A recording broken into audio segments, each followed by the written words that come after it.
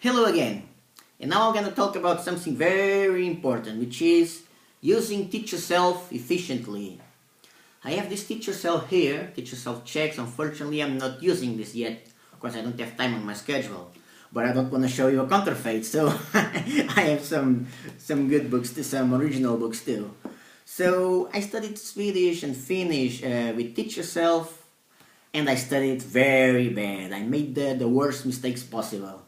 I only read the dialogue twice. I tried to memorize the words, but I only wanted to all I wanted was to turn the page, turn the page, turn the page. Hey, another chapter. I'm on chapter 8, I'm on chapter 9. Then what happened? When I finished the course, I forgot a lot of things, that there were a lot of things that I didn't understand quite well. And then I couldn't reach an intermediate level. I reached a low intermediate level. So now I'm working with Finnish, revising, just like I said before, revising the dialogues from Teach Yourself Finnish. I'm now on at the end of chapter 8. I used to do this 1 hour a day, 5 days a week. Now, at least for 1 month, it's been a week now, I'm gonna study 2 hours of Finnish a day, 5 days a week, so I can finish the revision as fast as I can. So I can move on to the next chapter, which is learning some words, some more words that I have that I showed you guys from notebook, and study grammar. And so I also ordered the book, the Good for Luck book for Finnish, Swedish, and Romanian, and then I wanted to do that after I complete this task. So Swedish, the same thing happened. I studied badly, read the dialogue once aloud, another one for myself, and read the vocabulary. The best thing I studied was grammar, because I like grammar. I am a grammar and spoken language guy. I don't read or write strange stuff, but I'm a grammar guy, and I'm a spoken language guy too.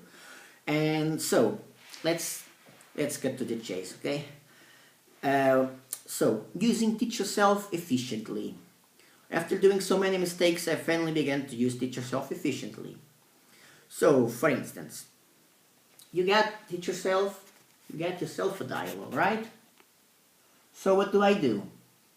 I read the dialogue and I translate at least 75% of the dialogue, or 80%, the most important stuff of the dialogue, phrase by phrase, sentence by sentence, into my mother tongue.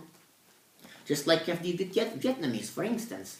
I have the Vietnamese phrase, the Vietnamese expressions, and translated into Portuguese. That's also what I did with Turkish. I had a lot of trouble with Turkish, and so now I'm doing the same thing. I'm doing the same. I translate every sentence, the most important ones, into Portuguese, and then I note down everything, and then I study it. Then I move on to the next dialogue. For instance, I guess this has two dialogues. I don't know exactly. I believe there are two. I don't know exactly. I haven't looked so much at this yet.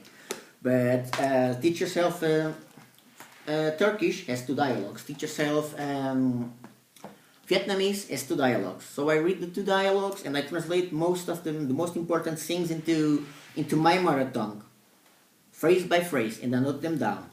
Then I read the grammar section, and the grammar examples, half of them, for instance, I note them down too. I translate it to my mother tongue, and I note them down too.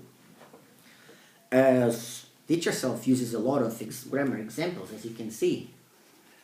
And some of them are there, they are there for you to understand. They're not there for you to memorize all of them. Of course, it's good for you to memorize some of them, but you don't have to memorize all of them.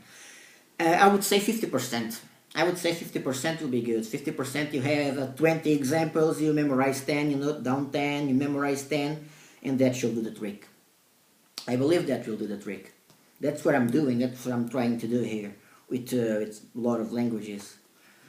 Especially with Vietnamese and Turkish. Especially with Vietnamese and Turkish, because for Finnish, I have already some base of Finnish. So for Finnish I'm reading a lot of time. I've already studied it before. and I will do the same thing for most of the courses that I'm studying, most of the languages. Then I don't make exercises, but I make my own phrases too. I make my own sentences. I grab the grammar, I look at the book, and I try, okay, let's see, oh, let's make a sentence with that, and I make my own sentences too.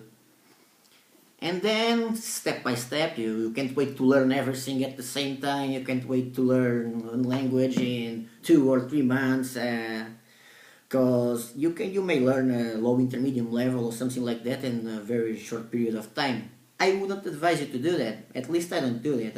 I prefer to spend more time studying a language and study a lot of languages at the same time, so that I can